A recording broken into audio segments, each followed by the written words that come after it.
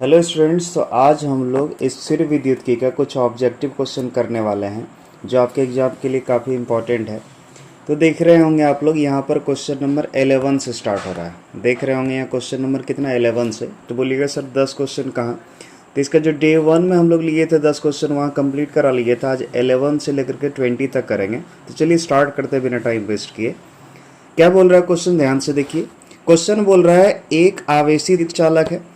आवेशित चालक के सतह के किसी बिंदु पर विद्युत क्षेत्र की तीव्रता, किसकी तीव्रता? विद्युत क्षेत्र की तीव्रता।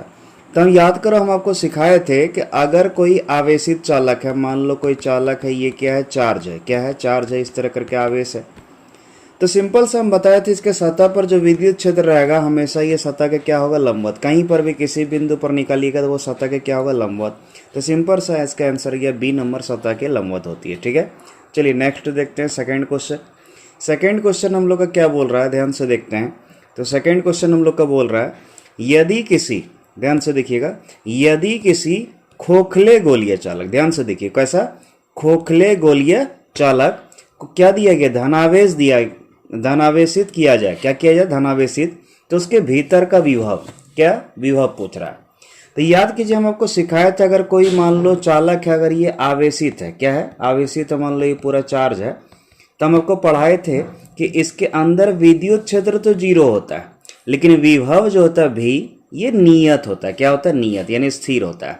ठीक है, या फिर बोले तो समरूप होता है। विभव क्या होता है? समरूप होता है। और चूंकि ये पॉजिटिव चार्ज है, चूंकि यहाँ साफ साफ बोल रहा है कैसा किया गया? धनावेशित, इसीलिए यहाँ विभव भी क्या होगा? धनात्मक होगा। तो इसका आंसर चला गया बी नंबर, धनात्मक और समरूप होगा। क्लियर है? चलिए नेक्स्ट देखते हैं, सेकंड नेक्स्ट क्वेश्चन। तो ये 13 नंबर क्वेश्चन हम लोग देखते हैं। यहाँ पर जो 13 नंबर क्वेश्चन है, जरा ध्यान से देखिए क्या बोल रहा है। साबुन के बुलबुले को जब आवेशित किया जाए तो उसके भीतर का विभव, ध्यान से देखिए, यहाँ जो क्वेश्चन है ये गलत छपा है, ये भीतर का विभव जो है नहीं होगा। ठीक है, यहाँ पर जो क्वेश्चन होना था उसका त्रिज्या होना था। कारण क्या है? भीतर का विभव इसलिए आ गया, जरा से इसका पीछे वाला अगर देखें क्वेश्चन, तो यहाँ देखिए जरा सा, भीतर, उसके भीतर का विभव, ये वाला जो लाइन है, ठीक है, यहाँ देखिएगा जरा ध्यान से, ये वाला जो लाइन है, ठीक है, ये कॉपी हो गया, उसके भीतर का भी हो, ये वाला कॉपी हो गया उस क्वेश्चन में। इसलिए हम लोग जो है यहाँ पर क्वेश्चन सबसे पहले सुधारते हैं, चूंकि यहाँ गलत प्रिंट हो गया, मिस प्रिंट हो गया है। तो यहाँ पर जो होगा, इस जगह जो होगा, तो उसकी त्रिज्या, उसकी त्रिज्या, हैंड राइटिंग पर मत ध्यान दीजिएगा, चूंकि उतना लिखाता नहीं है अच्छा से। ठीक है, तो उसकी त्रिज्या, तो सिंपल सा, अगर साबुन के बुलबुले को अगर हम आवेशित करते हैं तो याद करो हम सिखाए थे, मान लो कोई साबुन का ये बुलबुला है, जब इसको आवेश देंगे, चाहे धनावेश दें या ऋणावेश दें, तो होगा क्या? ये प्लस प्लस, इतना भी प्लस है, ये सब प्लस के बीच क्या होगा? विकर्षण। और विकर्षण होने के कारण क्या होगा? दूरी यहाँ बढ़ना चाहेगा।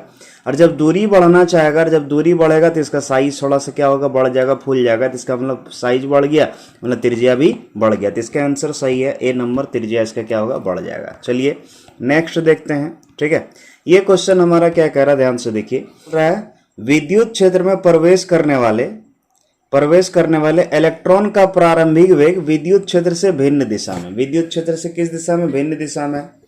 तो बोल रहा विद्युत क्षेत्र में इलेक्ट्रॉन का पथ होगा, किसका पथ? इलेक्ट्रॉन का। अब जरा ध्यान से देखना, इमेजिन करो अगर ये है इलेक्ट्रॉन, इसका पथ है इधर, मान लो ये इधर है, और विद्युत क्षेत्र भिन्न है। भिन्न मतलब इसी दिशा में नहीं है, इसका मतलब जो इधर इलेक्ट्रॉन चल रहा है उधर नहीं, उसके कुछ और है।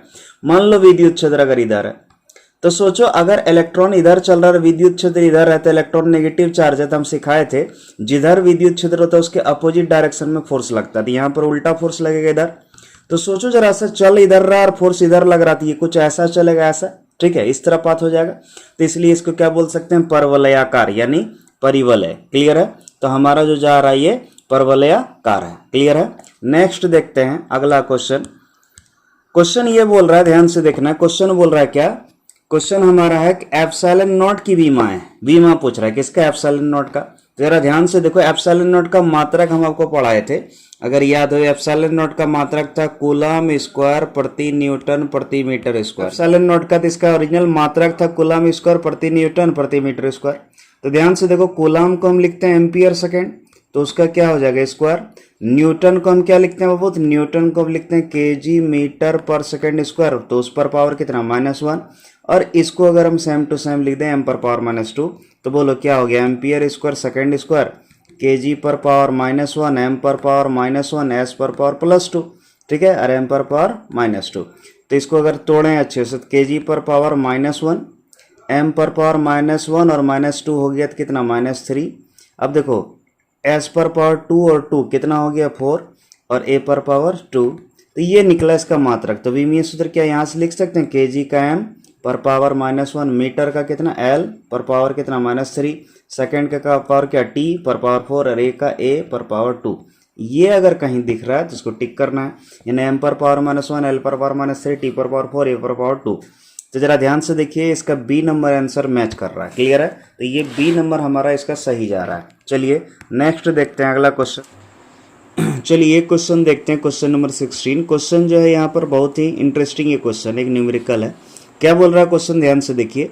बोल रहा है दो सजातीय व बराबर आवेश, सजातीय मतलब जैसे मान लो दोनों प्लस है या फिर दोनों माइनस, जो भी है सजातीय है, क्लियर है। और बराबर आवेश, बराबर मतलब दोनों वैल्यू भी सेम है, कितना है क्यू, तो मिलाने वाली रेखा के बीच में एक अन्य आवेश क्यू, छोटी क्यू रखने पर निकाय क्या हो जाता है, संतुलित हो जाता है। तो क्यू का मान है, यानी छोटी क्यू का मान क्या होगा वो चीज पूछ रहा है। तो चलिए ध्यान से देखते हैं, सबसे पहले इसका फिगर समझने की कोशिश करते हैं।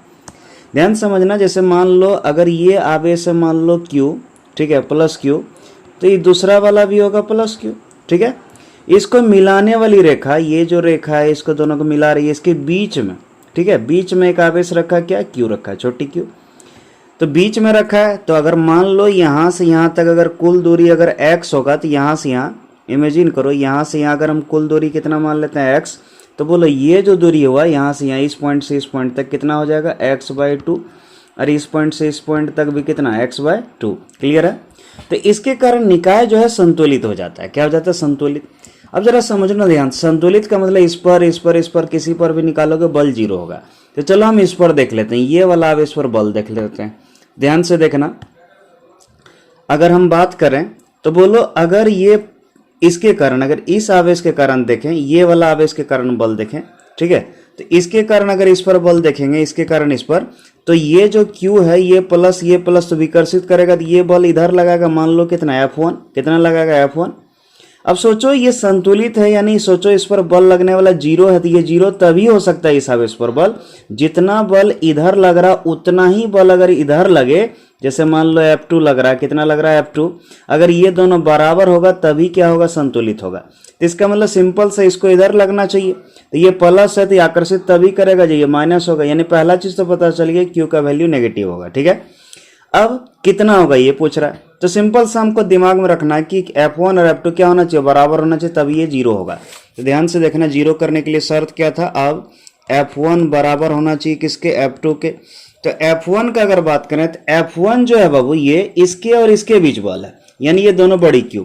तो चलो फॉर्मूला लिखो, K, Q1 के जगह ये Q, बोलो Q2 की जगह वो Q, बटे दोनों के बीच का दूरी, तो इसके इसके बीच दूरी, टोटल दूरी दोनों Q के बीच, इसके इसके बीच टोटल दूरी कितना x है, तो लिखेंगे x² बराबर F2 किसके किसके बीच बल है बाबू, इसके और इसके बीच, ये बड़ी Q और छोटी Q के बीच बल कितना है F2। तो F2 बराबर क्या होगा K, Q1 के जगह ये हो जाएगा बड़ी Q, इसके जगह क्या हो जाएगा छोटी Q, ठीक है, माइनस में, माइनस छोड़ो सिर्फ वैल्यू निकालते हैं, माइनस हम लोग समझिएगा कि माइनस आएगा। चलिए छोटी Q बटे R², तो बोलो दोनों के बीच का जो दूरी है ये बड़ी Q और छोटी Q के बीच कितना है x/2, तो x/2 का होल स्क्वायर। बोलो K से K गया, एक Q से एक Q गया। अब जरा ध्यान से देखो, कैलकुलेट करो, Q/x² बराबर स्मॉल q/x²/4 हो गया। इस 4 को अगर ऊपर ले जाएं तो देखो क्या लिख सकते हैं, तो लिख सकते हैं Q/x² बराबर 4Q/x², x² से x² हो गया कैंसिल, तो बोलो क्या हो गया Q = 4Q। तो बोलो ये जो छोटी Q है इसके बराबर कितना होगा Q/4, यानी आंसर निकला Q/4। और हम पहले ही बोले थे ये माइनस होना चाहिए, तो इसका आंसर चला गया D, सॉरी यहाँ D होना चाहिए, ठीक है, D नंबर चला गया -Q/4। बोलो क्लियर है, समझ में आ ही गया होगा ये। अब नेक्स्ट बढ़ते हैं, हम ये पेज छोड़े थे बीच में, लगा था कि हो सकता है ज़्यादा लंबा जाएगा कैलकुलेशन, लेकिन नहीं गया, तुरंत हो गया। चलिए अब देखते हैं इसको। 17 नंबर क्वेश्चन क्या बोल रहा है? क्वेश्चन बोल रहा है कि स्थिर आवेश उत्पन्न करता है। कौन आवेश बाबू? स्थिर आवेश। ठीक है, स्थिर आवेश। तो हम आपको बता दिए थे अगर कोई आवेश स्थिर हो तो वो सिर्फ अपने चारों ओर क्या उत्पन्न करेगा? सिर्फ विद्युत क्षेत्र। तो इसलिए आंसर जाएगा ए नंबर, केवल विद्युत क्षेत्र। ठीक है, नेक्स्ट देखते हैं। तो हमारा जो नेक्स्ट क्वेश्चन नंबर 18 है, क्वेश्चन नंबर 18 क्या बोल रहा है? ध्यान से देखिए। ये बोल रहा है कि निम्नलिखित में से किसका अस्तित्व संभव नहीं है, यानी जो 4 ऑप्शन दिए इसमें से कौन सा आवेश नहीं हो सकता है? कौन सा आवेश नहीं हो सकता है? तो हम आपको बताए थे वही आवेश नहीं हो सकता जिसमें इलेक्ट्रॉन का संख्या पूर्ण संख्या में नहीं हो, क्योंकि आवेश वही संभव है जिसका संख्या किसमें हो, सॉरी, जिसमें इलेक्ट्रॉन का संख्या कितना क्या निकले? पूर्ण संख्या में, क्योंकि क्वांटमीकरण का सिद्धांत यही कहता था।